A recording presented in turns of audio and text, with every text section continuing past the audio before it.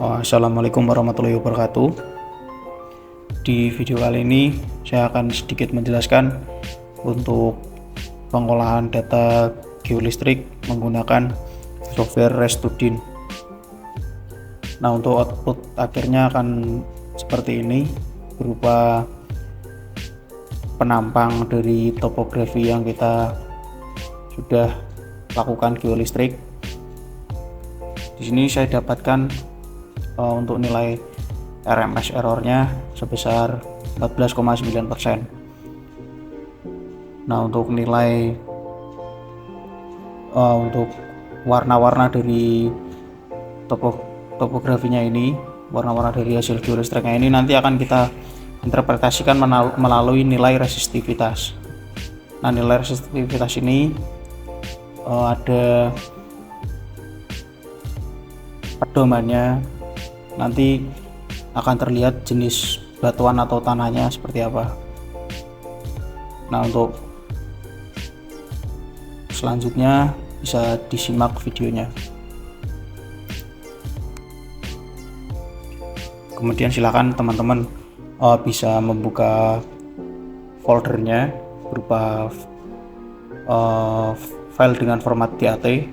Nah, kemudian saran saya untuk hasil pengukuran asli bisa teman-teman copy saja datanya ini, data DAT-nya, jangan langsung dipakai karena nanti kita akan sedikit mengedit data DAT ini.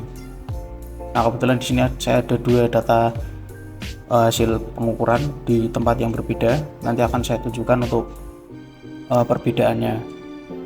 Nah, untuk yang pertama saya buka yang ini dulu. Kita klik, kemudian kita pilih notepad.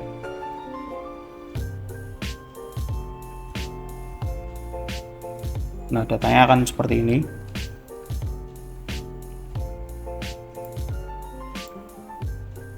Ini berlokasi di Jepara. Nah, kemudian untuk data yang ini adalah yang pertama, ini baris yang 5 ini, angka 5 menunjukkan nilai spacing elektrodanya. Jadi untuk jarak antar tiap elektrodanya adalah 5 meter. Kemudian untuk yang 3 ini adalah jenis konfigurasi yang kita pakai. Nah, kebetulan saya ini datanya adalah menggunakan konfigurasi default jadi 3 nanti. Nah, kemudian untuk yang baris ini, baris keempat ini adalah jumlah datanya ada 609, dan 1 dan 0 ini adalah start kita. Kemudian 0 adalah kita pengolahan datanya mau resistivitas atau apa. Nah, ini 0 untuk resistivitas. Kemudian ini ada total ada 4 kolom dengan 609 baris. Untuk kolom-kolomnya sendiri nanti akan saya jelaskan, mungkin saya tampilkan saja seperti ini. Nah, kemudian langkah selanjutnya yang harus teman-teman perhatikan adalah kita scroll sampai ke bawah sini. Nah, di sini ada angka 01 ini. Nah, angka ini menunjukkan apa? Angka ini adalah sebagai misal teman-teman melakukan geolistrik di lereng. Nah, itu pasti ada topografinya berupa elevasi dan jarak. Jadi nanti teman-teman bisa memasukkannya di sini. Tapi kebetulan mungkin saya akan buat di video terpisah. Kebetulan untuk data yang pengukuran yang sudah saya lakukan ini tidak ada topografinya atau datar, jadi cukup ditulis dengan nilai 01 seperti ini atau default saja. Nah, kemudian yang perlu teman-teman perhatikan juga, silakan teman-teman bisa fokus ke baris keempat atau nilai row-nya atau nilai resistivitas semuanya. Teman-teman pastikan di sini apakah ada yang anomali. Nah, anomalinya adalah ini, nilai minusnya seperti ini. Kebetulan saya juga sudah mencoba data ini, data yang default seperti ini, sudah saya masukkan ke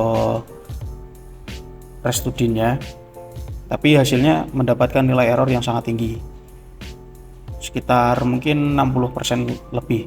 Nah, itu saya ngakalin aja caranya. Saya akali dengan kita harus menghapus secara manual data yang minus seperti ini. Kita hapus secara manual supaya mungkin errornya bisa lebih sedikit. Nah, caranya seperti ini. Teman-teman bisa klik kiri ini, kemudian teman-teman tinggal delete dan cari lagi datanya yang minus. Kalian delete semua sampai ke bawah. Pastikan jangan sampai ada yang terlewat. Untuk nilai minusnya harus terhapus semua. Nah, jika sudah teman-teman cut semua datanya yang minus tadi, ternyata cukup banyak data yang minus. Jadi tadi videonya saya persingkat saja. Nah, selanjutnya yang perlu teman-teman perhatikan adalah untuk jumlah datanya. Ini adalah jumlah data default tadi untuk pengukuran lapangan sebelum kita cut data yang minus tadi. Nah, berarti untuk data ini akan berubah sesuai data yang sudah total data yang sudah kita cut tadi. Nah, kalau misal teman-teman dapat data pengukurannya sudah bagus, misal nggak ada minusnya, bisa teman-teman langsung gunakan saja, nggak perlu teman-teman cut seperti tadi.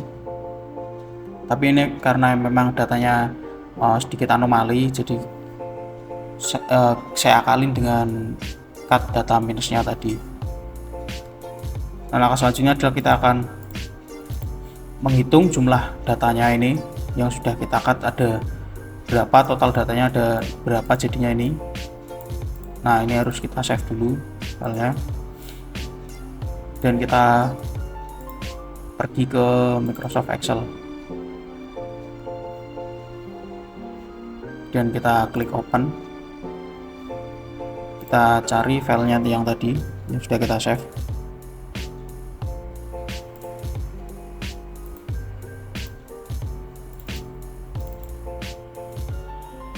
Nah, ini untuk tipe filenya kita pilih all files. Nah, kemudian kita pilih yang sudah diedit tadi, kita klik open. Dan tipe ininya kita ganti ke delimited. Kemudian kita klik next. Kemudian untuk jenis delimiternya kita pilih yang space seperti ini. Dan kita klik finish. Nah, datanya akan seperti ini jadinya. Nah, untuk cara menghitung jumlah datanya kita pakai rumus count. Teman-teman klik count saja dan teman-teman bisa klik baris pertama ini dari datanya ini, kemudian bisa klik pada keyboardnya Ctrl Shift kemudian arah panah ke bawah. Nah, otomatis datanya akan terblok semua sampai ke bawah. Kemudian tutup kurung dan klik enter. Nah, otomatis rumusnya akan menghitung jumlah data tadi yang sudah kita cut. Nah, ini jumlahnya ada 489, yang awalnya defaultnya data pengukuran kita ada 609, kita cut menjadi 489. Jadi ini cukup lumayan banyak sebenarnya. Nah, langkah selanjutnya teman-teman buka lagi filenya, file notepadnya ini. Teman-teman bisa ganti ininya ya sesuai dengan count tadi 489.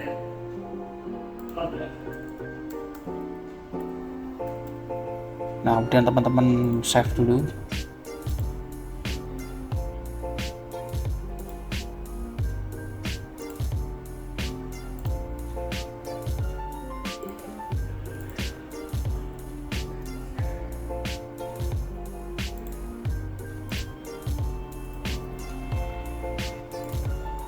Nah, seperti ini.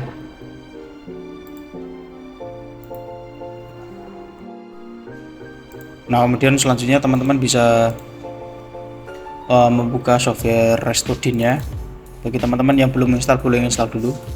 Nah, kemudian jika ada pemberitahuan seperti ini, lisensi not found, klik cancel aja dan oke, dan oke lagi. Dan kita ke file, kita pilih read data file, kita masukkan data yang sudah kita edit tadi, yang jumlah datanya sudah kita cut tadi. Kita klik open. Oke. Nah, kemudian kita pergi ke inversion, kita pilih inversion method and settingnya, kita memilih logaritma of apparent resistivity, kita mau pilih yang mana. Nah, kita pilih yang ini, yang bawah, use apparent resistivity, dan klik OK. Kemudian kita ke inversion lagi, kita pergi ke carry out inversion. Nah, di sini untuk carry out inversionnya mereka meminta untuk kita membuat file baru, menyimpan file baru seperti save as dengan format inversion. Jadi kita pilih save aja. Nah, kemudian akan jadi seperti ini.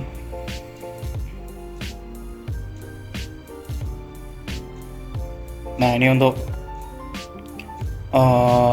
hasil pengukuran tadi didapatkan error sebesar 41,7. Nah, untuk nilai errornya sendiri saya cari dari beberapa literatur atau referensi, diharuskan memang di bawah 10% untuk data pengukuran yang bagus. Tapi kalau memang teman-teman datanya jelek, boleh pakainya yang di bawah 15% aja mungkin, atau mungkin dari ketetapan dosen atau ketetapan masing-masing lah, jadi bisa disesuaikan itu untuk nilai errornya. Nah, kemudian selanjutnya kita akan edit agar nilai errornya bisa turun. Kita pergi ke display, kemudian kita ke show inversion result, dan kita pilih yang ini, edit data, kemudian RMS error static. Nah, kemudian langkah selanjutnya adalah kita akan memotong data point dengan nilai maksimum error yang tinggi. Nah, untuk teman-teman bisa perhatikan di sini, untuk ini adalah total data kita ada 489. Ini adalah yang misal kita geser menggunakan ini arah panah ke kiri atau ke kanan, otomatis datanya akan bergerak seperti ini. Jika ke kiri maka datanya akan berkurang.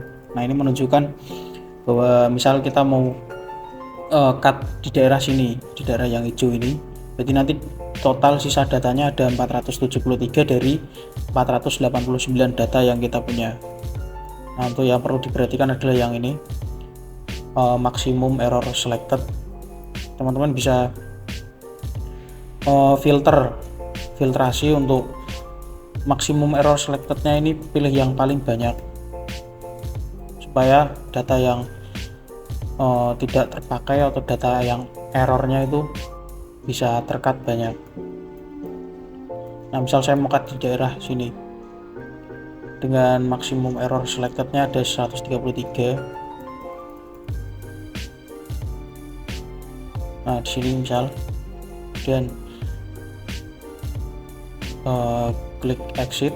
Nah, untuk data ini sebelumnya, ini adalah nunjukin grafik yang di kanan garis hijau ini, nunjukin titik-titik merah ini yang kita select ini.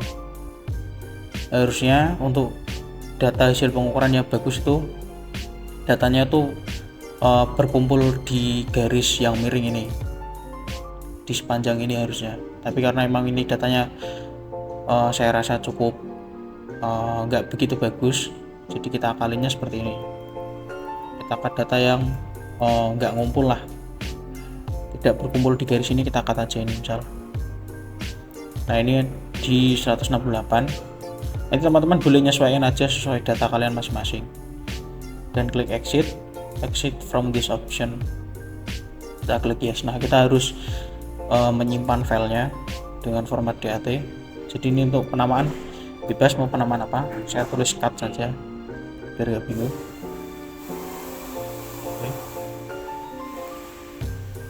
Kemudian kita klik exit,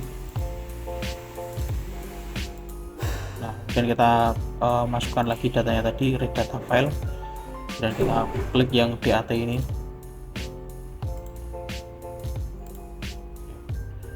Nah, kemudian kita kembali ke inversion lagi, carry out of inversion.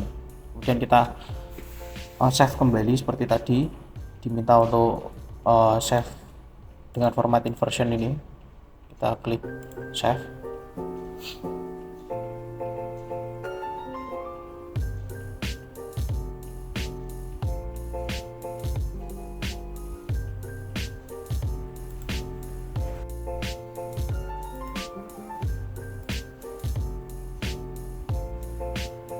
Nah, datanya akan seperti ini.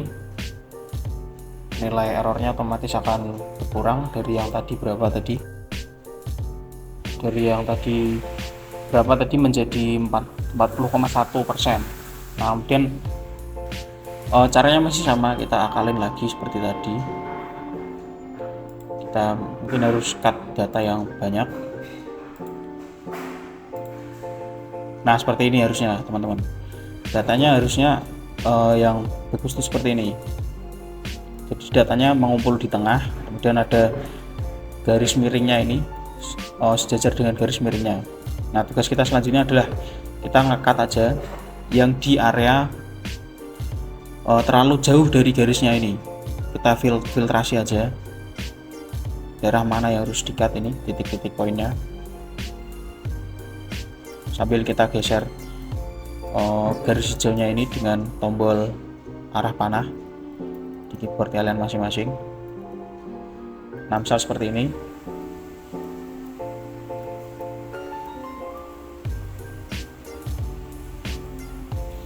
Dan kita exit.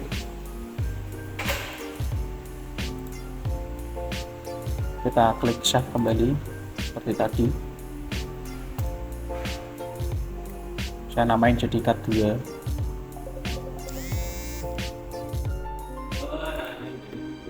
Nah, kemudian untuk filenya bisa teman-teman simpan dengan penamaan masing-masing. Di sini saya namain cut 2 biar nggak bingung antara cut yang pertama tadi atau yang kedua ini. Jadi saya namain cut 2. Klik save. Kemudian kita pergi ke exit, quick display window. Sama seperti tadi, kita masukkan ulang datanya. Kita pilih yang cut 2 ini.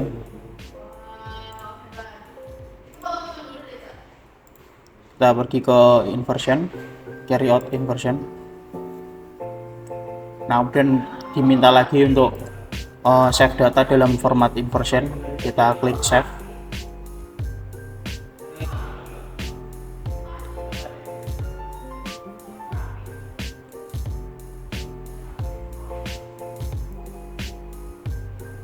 Nah, seperti ini.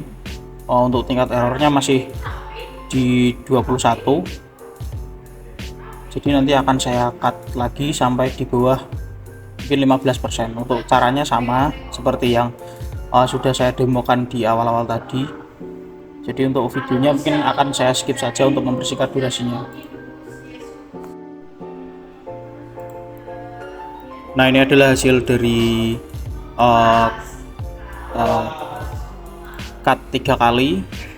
Saya dapatkan nilai error sebesar 14,9 yang saya rasa sudah cukup. Jadi nanti teman-teman boleh nyesuaiin aja untuk ukurannya, ukuran errornya mau berapa nanti bisa disesuaikan, tapi dengan resiko jumlah datanya semakin sedikit karena banyak data yang di-cut. Jadi untuk ininya kita bisa save hasil datanya. Oh ya, saya mau jelaskan dulu untuk dari ketiga hasil running geolistrik ini. Untuk yang paling atas ini adalah apparent resistivity residue section, atau singkatnya adalah kita hasil gambaran dari pengukuran di lapangan. Nah, kemudian untuk yang di tampilan nomor 2 ini adalah resistivitas semu dari hasil perhitungan atau hasil kalkulasi yang dilakukan di Udin. Nah, kemudian untuk yang di tampilan baris ketiga ini adalah resistivitas sebenarnya yang sudah kita running di Restudin. Jadi nanti yang akan kita pakai untuk interpretasi data untuk menentukan jenis tanah atau batuannya berdasarkan resistivitas adalah yang ini. Nah, untuk cara interpretasinya mungkin teman-teman bisa memakai bantuan AI, bebas mau pakai AI apa, bisa GPT, bisa Grok, bisa Claude atau Gemini atau apa, bebas, teman-teman tinggal nyesuaiin aja. Nah, jadi saya contohkan untuk interpretasi sederhana menggunakan AI. Untuk jenis AI nya saya makanya Gemini, jadi teman-teman bisa langsung mengirimkan data hasil pengolahan tadi ke AI masing-masing. Kemudian saya gunakan prompting sederhana seperti ini dengan tujuan untuk menginterpretasikan jenis tanah menurut kedalamannya. Nanti untuk promptingnya akan 2 kali. Yang prompting pertama ini untuk menginterpretasikan jenis tanah berdasarkan dari pengetahuan atau data mereka, data AI-nya. Kemudian akan kita koreksi dengan data atau tinjauan yang sudah kita punya, misal berdasarkan SNI atau berdasarkan apa. Jadi nanti bisa kita koreksi lagi. Kita klik submit.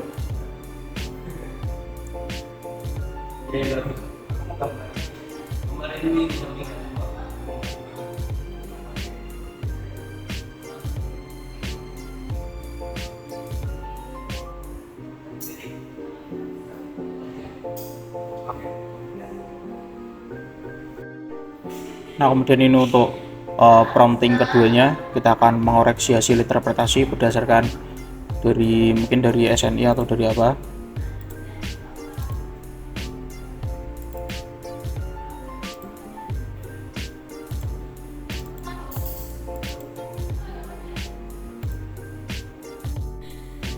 Jadi nanti teman-teman silahkan bisa mencari referensi dulu yang bisa dijadikan pedoman untuk koreksi ini, koreksi dari AI-nya ini. Jika sudah, nanti teman-teman bisa menggunakan prompting sederhana seperti ini. Ini adalah prompting yang paling sederhana dan paling saya rasa mudah digunakan. Atau mungkin nanti teman-teman punya prompting sendiri, nanti bisa disesuaikan. Dan kita klik submit.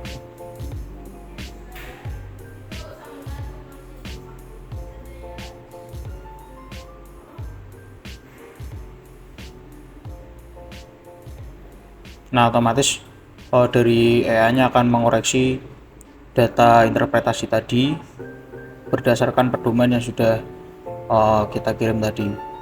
Nah, ini untuk pedomannya ini dan hasil interpretasinya ini. Ini adalah cara paling mudah saya rasa menggunakan bantuan AI. Jadi kita dapatkan kedalaman sampai 40 meter.